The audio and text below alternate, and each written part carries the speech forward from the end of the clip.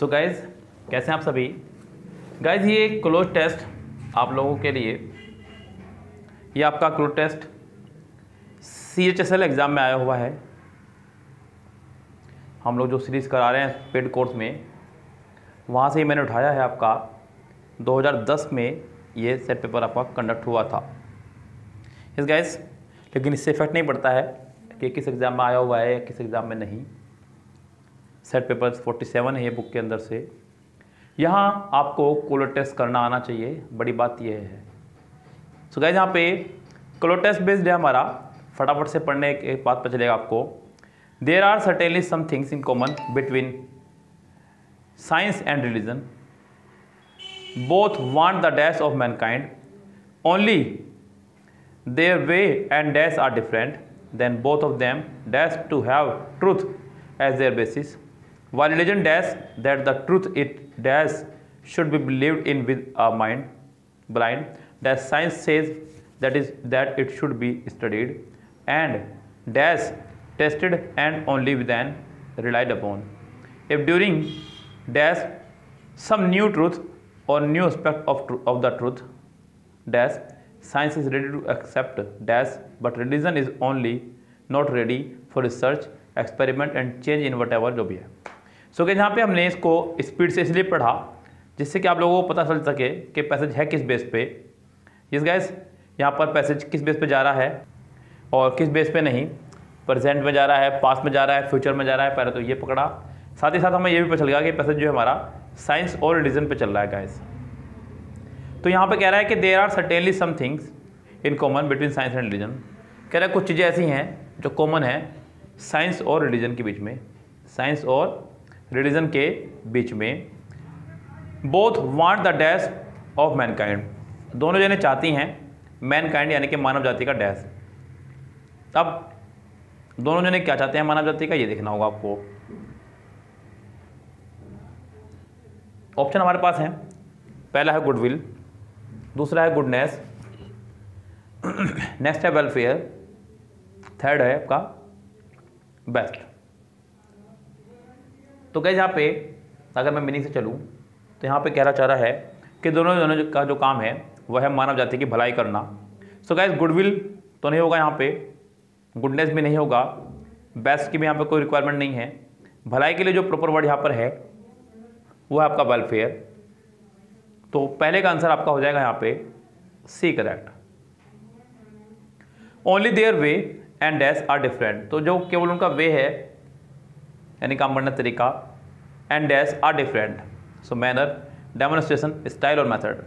सो guys यहाँ पे demonstration तो नहीं आएगा, संकेत वगैरह, मेथड्स नहीं आ सकता बिकॉज मेथड्स आपका प्लूरल है और उससे पहले वे आपका सिंगुलर आया है एंड से पहले। क्योंकि मैं आपको बता चुका हूँ कि एंड, बट, और के दोनों तरफ सेम होना चाहिए, इसलिए यहाँ पे मेथड नहीं आ सकता। उसके बाद में स्टाइल की यहाँ पर कोई रिक्वायरमेंट नहीं है, आपका हो जाएगा मैनर। वैसे भी एक पूरा आइडियम है वे एंड मैनर, काम करने का तरीका, काम करने का तरीका। तो 42 का आंसर आपका हो जाएगा A correct. Then both of them dash to have truth as their basis. So guys यहाँ पे ऑप्शन हमारे पास क्या क्या उनको देखते हैं ध्यान से। Both of them dash to have truth से क्लेम, एश्योर या प्रॉमिस। सो गाइस यहाँ पे हमें हिसाब से लगाना होगा कि कौन सा वर्ड यहाँ पे फिट बैठ रहा है। गाइस अगर मैं बात करूँ तो यहाँ पे काफ़ी हद तक काम करेगा हमारा टू, क्योंकि सेंटेंस में हमारा टू आया हुआ है और टू देखते हैं किसके साथ हमारा फिक्स रहता है गाइस। से के साथ टू आ सकता है अगर सामने ऑब्जेक्ट हो तो। गाइस से के बाद टू तब आया करता है जब इसके बाद में कोई ऑब्जेक्ट हो, सी सेड टू मी। यहाँ पर टू के बाद में सीधा हैव है तो यहाँ पे से आपका नहीं आएगा, ये कंफर्म है। अगला क्लेम, क्लेम के साथ भी टू आ सकता है, कोई दिक्कत नहीं है। उससे अगला हमारा एश्योर। गाइस एश्योर के साथ में हमारा टू नहीं आएगा। एश्योर मतलब यकीन दिलाना जो हमारा वर्ड है, और इसके लिए हम लोग टू का इस्तेमाल नहीं करते हैं कभी भी। एश्योर ऑफ का इस्तेमाल करते हैं हम लोग किसी को यकीन दिलाने के लिए। तो गाइस यहाँ पे टू नहीं आएगा, ये कंफर्म है। अगला है प्रॉमिस। तो गाइस यहाँ पे हमारा कंफर्म हो जाएगा क्लेम, क्लेम टू जो प्रॉपर वर्ड मेरे साथ में रहेगा यहाँ पे। तो 43 का आंसर आपका हो जाएगा यहाँ पे फिलहाल बी करेक्ट। ओके गाइज आगे बढ़ते हैं। गाइज यहाँ पे क्या कह रहा है सेंटेंस में, सेंटेंस नंबर आगे बढ़ते हैं 44 की तरफ को। क्या कह रहा है,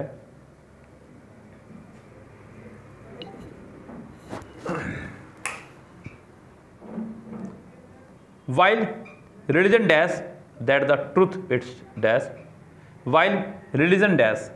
अब यहाँ पे रिलीजन डैश क्या मतलब ये बताना हमें। पहला है वांट्स, दूसरा है प्रमोट्स, तीसरा है शोज़ और उससे अगला आपका फोर्सेस। गैस अगर आप लोग पैसेज पे चल रहे हैं तो यहाँ पे आप लोगों को एक चीज़ दिखाई दी होगी, बोथ वांट, दोनों जने चाहते हैं, दोनों जने चाहते हैं, यानी कि साइंस ये चाहती है और रिलीजन नहीं चाहता है, ये कहना चाह रहा है। तो अब यहाँ पे बात होगी रिलीजन की, तो रिलीजन क्या चाहता है भाई, यही बताना पड़ेगा आपको। जब वांट एक बार आ गया दोनों को बताने के लिए कि दोनों में से दोनों जने ये चाहते हैं, जब एक बार आ गया है वांट तो इसका मतलब आगे भी वांट ही आएगा चाहने के अर्थ में। सो गाइस यहाँ पे हमारा 44 में चाहने के अर्थ में हम लोग वांट्स का इस्तेमाल करेंगे। तो यहाँ पे हो जाएगा while religion wants, while religion wants. तो 44 का आंसर आपका हो जाएगा A correct. That the truth it dash should be believed in with a blind dash, while religion wants, रिलीजन चाहता है कि द ट्रूथ इट डैश, तो ट्रूथ जो है यानी कि सच जो है डैश होना चाहिए। अब क्या होना चाहिए उसको देखते हैं। गाइस यहाँ पे पहला वर्ड है हमारे पास यहाँ पे प्रोक्लेम्स, नेक्स्ट है अनाउंस, अनाउंस तो नहीं होगा यहाँ पे, अनाउंस मतलब घोषणा करना, क्रिएट्स पैदा करना भी नहीं, एंश्योर्स भी नहीं होगा यहाँ पे। सो गाइस प्रोक्लेम का मतलब भी वैसे तो घोषणा करना ही है, लेकिन ये सच के लहजे में हम इस्तेमाल करते हैं। तो यहाँ पर गाइस इसका आंसर हो जाएगा आपका पहला ही करेक्ट। मेरी राय में 45 का आंसर आपका हो जाएगा A correct. Believed in with a blind dash. So guys आपने भी कई बार शायद ये वर्ड सुना होगा ब्लाइंड फेथ, यानी कि बिल्कुल आंख मूंद करके विश्वास करना।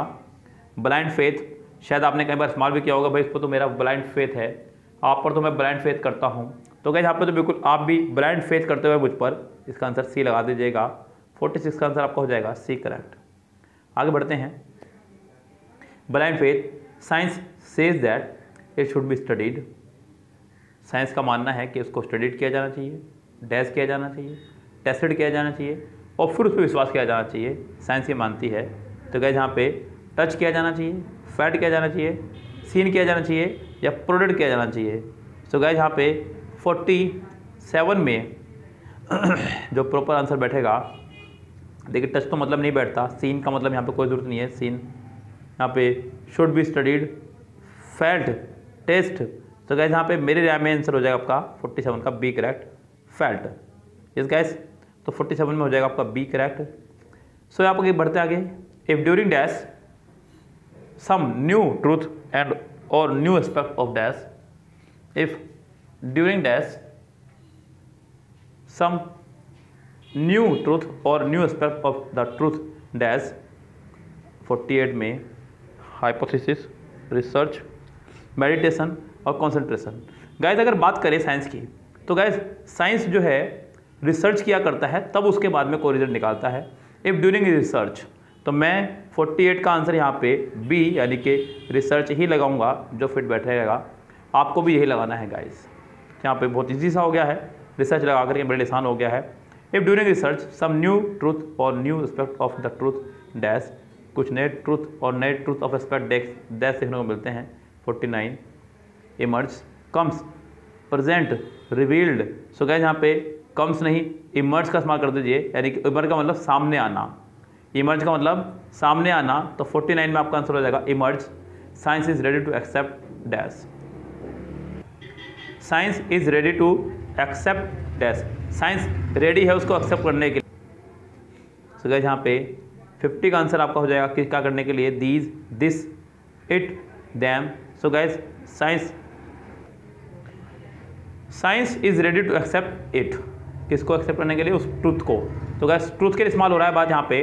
तो 50 का आंसर मैं लगाऊंगा यहाँ पे 8, यानी कि फिलहाल को देखते हुए सी करेक्ट। सो गाइस इसी तरह से आप भी कीजिए करो टेस्ट, कोशिश कीजिएगा करने की, बहुत इजी लगेगा और हो जाएगा। देखिए कुछ भी काम करने से होगा, कोशिश करने से होगा, कोशिश करने वालों की कभी हार नहीं होती। तो आप भी कोशिश कीजिए गाइस क्लो टेस्ट करने की। हालांकि मैं किरण बुक से क्लोज पैसेज का और कंप्रीहेंशन का एक अलग से पेड कोर्स बना चुका हूँ। यस, जिसको किसी को ज्वाइन होना हो उसमें सो मुझे कांटेक्ट कर सकता है। मेरा कांटेक्ट लगभग सभी स्टूडेंट्स के पास है, सो मुझे कांटेक्ट कीजिएगा ज्वाइन होने के लिए। मैं आपको बताऊंगा उसकी क्या प्रक्रिया रहेगी। फिलहाल गाइस लेते हैं आपसे विदा। Goodbye, have a nice day.